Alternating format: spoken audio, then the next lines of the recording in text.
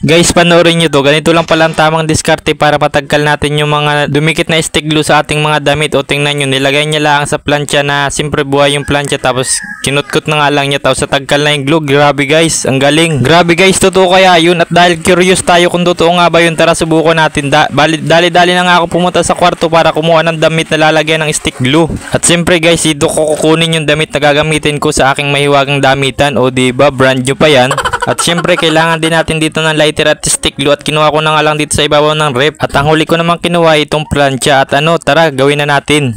Hi guys, so ngayon guys susubukan natin yung napanood nating life hack sa TikTok, yung kung paano tagkalin yung stick glue dito sa damit.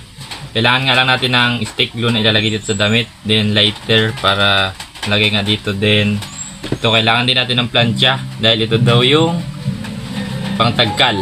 So yun, subukan na natin.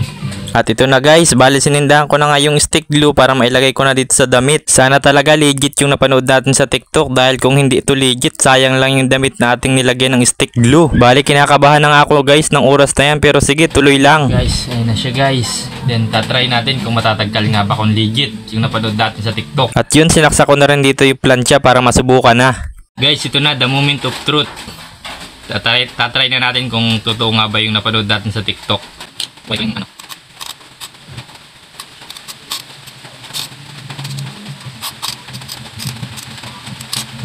At ito na nga guys ang problema, kahit anong pihit ko nga dito ay hindi talaga umiinit yung plancha. At ganito na nga lang guys, comment na lang kayo ng part 2 kung gusto nyong malaman kung legit nga ba yun, kaya gagawa na lang natin ng paraan.